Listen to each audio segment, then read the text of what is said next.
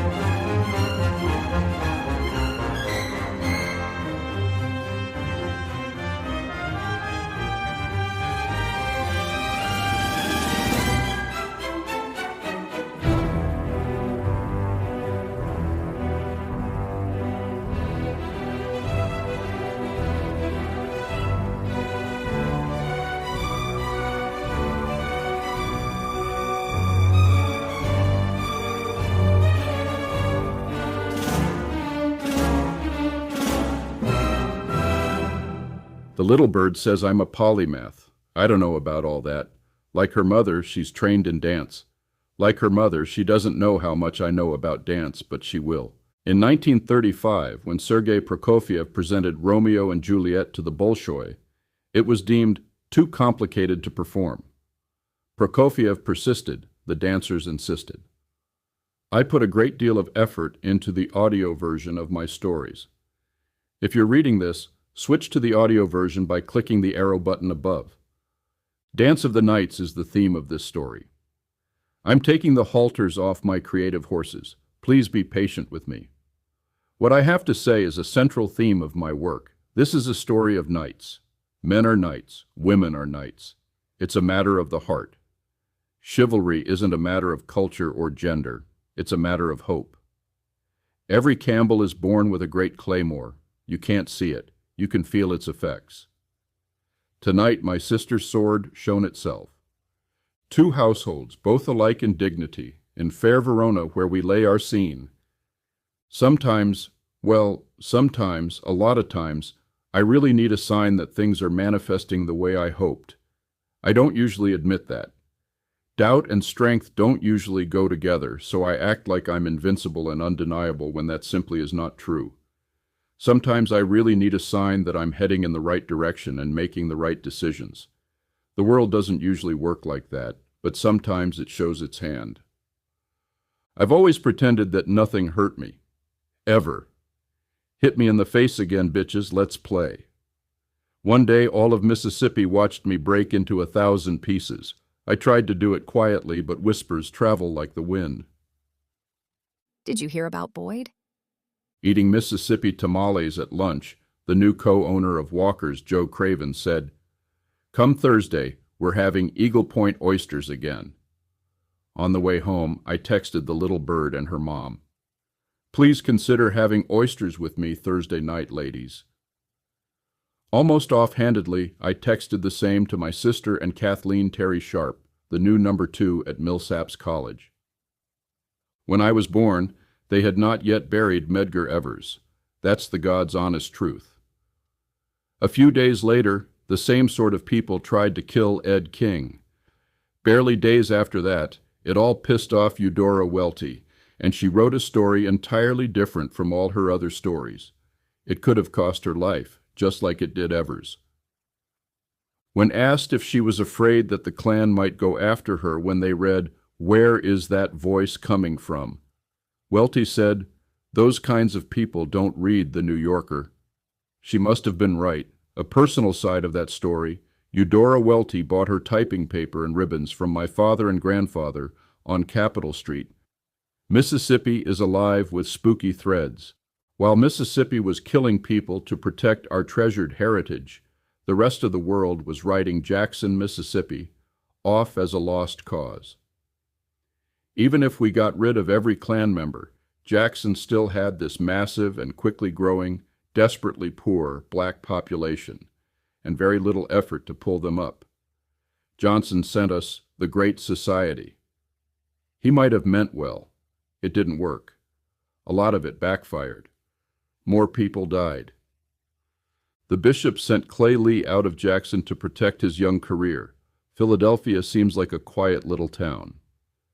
He underestimated Clay. The death of those 3 boys turned him from a promising young man into a lion. The ghosts of Mississippi live in my head. Yesterday, I wrote Bobby DeLauder to ask permission to write about him. He gave me some heartfelt suggestions on what I should say. I told him that he's a personal hero, not only because he brought the man who killed Medgar Evers to justice, but because after that, he fell as great men often do, and then redeemed himself in the blood of the Lamb. Nights. Mississippi Nights. Little Bird's mom wants me to write positive stories about Mississippi's redemption. I'm trying, honey, I really am. A knight with tiny hands and mirror black eyes is still a knight. I died, but I didn't die. A tiny blonde woman who looks nothing at all like me saved me. I do my best to never big brother her, because she's stronger than me. Of the Campbell Knights, she's the strongest. Senator David Blount's dad is Dr. Dick Blount, Knights both. I drop names because I know there are people at Millsaps checking to see if they're alumni. In rehab, Dick couldn't hear and I couldn't speak, but we talked every day. His wife, whom I dearly loved, tried to interpret. He waved her off as unnecessary. Knights. In rehab, John Corlew said, "Boyd, when are you going back to work?" People thought I was dying. He did die. Go back to work? Preposterous. At the St. Catherine's Village Cyber Cafe, nobody uses the computers to email grandchildren there anymore. They all have phones. 5% of them know how to use them. That 5% really knows, though. Eating with my Methodist friends in a very Catholic facility, I announce I'm going home. Where's home? Funny question for people who knew me in diapers. Jackson. Oh, honey, you don't want to go there.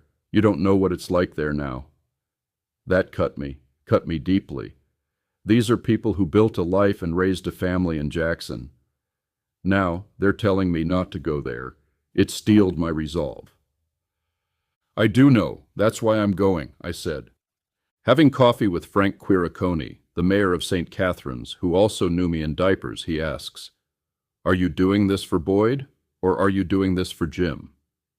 Meaning my dad, his friend. There's very little difference, I said. I rarely ever admit that. Determined to get to Walker's before my genteel companions, the first face I see is the mayor of Fondren, Doug Boone. He's sitting with the Knights of Fondren, Jason Watkins, and David Farr. "Tell your daddy I love him." The Knights begin to dance. I'm in the right spot. I pick a spot near the sidewalk. A beautiful young waitress asks to take my order. "What is Mr. Boone drinking?" I'm sorry, who again? White hair. Acts like he runs Fondren. He does. She brings me a beer made in Mississippi. Doug, Jason, and David get up from their table and, using their hands, discuss what the hell they're going to do to the street. I have no idea what they were saying, but I could tell from their gestures that it probably involves a backhoe at some point. I love my city.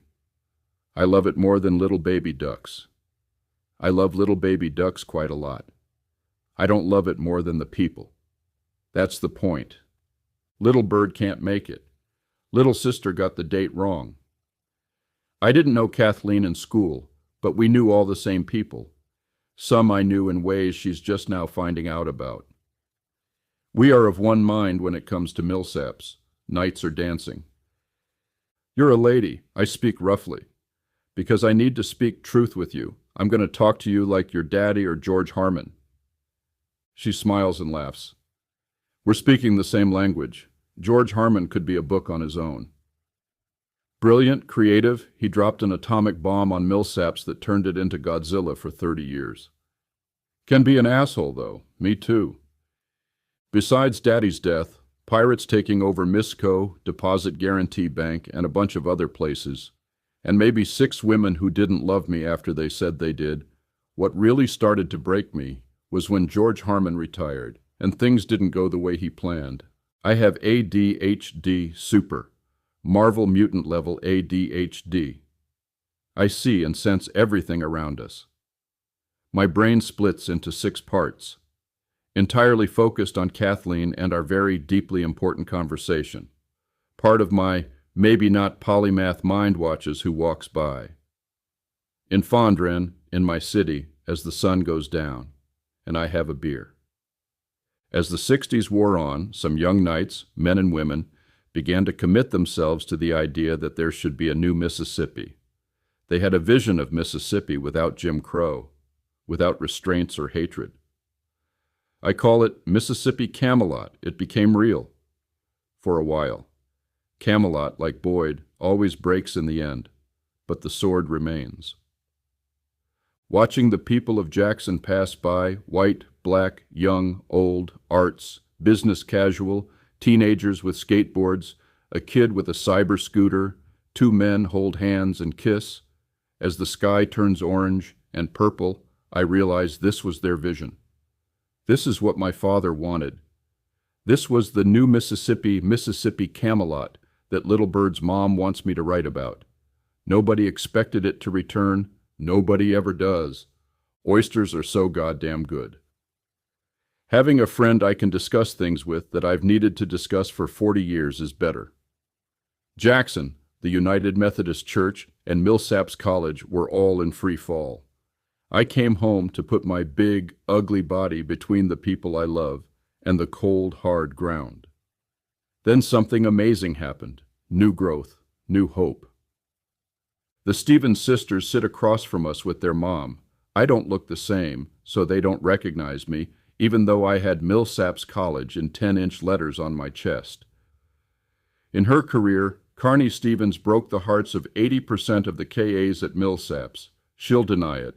She lies about that at least. Little sister, the one who might have a tail, calls. Was this tonight? We both laugh. Kathleen hears her voice and laughs too. Soon she shows up in walking shorts and new hair. She somehow has hair. Injustice, man. Injustice. We have the same mother and father. We share the same genes. She looks like Fay Ray. I look like King Kong. Is that fair? They didn't know each other in college, but I planted a seed and hoped it'd germinate. It did. I never felt like my sister had the shot she deserved in life. Being a woman in Mississippi, no matter how goddamn smart or strong you are, that can happen. I aim to amend that before I retire again. We have conversations you're not privy to. Night stuff, family stuff, sister stuff, Mississippi stuff, a whole lot of Millsaps College stuff. We resolve to meet like this at least once a month. I point to the table behind Kathleen. You should meet these women. Both Stevens sisters introduce themselves. Honey, I know I look different. You do not. I've known you for 40 years, I tell Carney, admonishing her for introducing herself to me. A glow of recognition falls over her face. My sister does Martha things. Kathleen smiles. This is why I love your sister. Turning around to leave, I notice Jackson comedian Rita Brent behind me. Rita, I croak as loud as I can. Her face says, Why does this old white dude know who I am? You famous, I said. She holds up 2 fingers and says, little bit. I hold up the same 2 fingers, but much closer together. Me too. She has no idea who I am. She will. I'm a huge fan. I'm just huge, no matter how much weight I lost. Ask Rita about Kenny Stokes. 40 years ago, if you had said Stokes would be my second favorite person in Jackson government, everybody would have laughed. People can surprise you. Going home, I realize that I really want ice cream. Don't laugh at me. I stop at the corner market for ice cream, popcorn, and watermelon. How's that for a Mediterranean diet? I can't decide if she's the Everything Kid Part 3 or the Return of the Everything Kid, but Jasmine and her friend, young lions of the Millsaps players, are buying gifts for their friend, who I assume is also a young Millsaps student. You can tell because they have flowers and a birthday card. Millsaps kids are always taken aback a little bit when I know who they are. Wait till they meet my sister. Jasmine is beautiful and feminine, but I shake her hand like a man.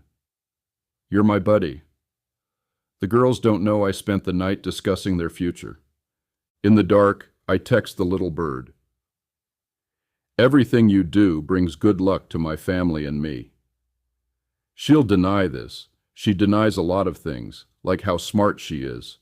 Denying how brilliant she is, she comes by genetically. She's wrong. She's amazing. I came home to save Jackson and Millsaps, then die in battle. You don't get into Valhalla unless you die in battle. A strange thing happened. It saved me instead. Earlier this week, I captured a blood-red moon for a woman who tried to save me when we were both children.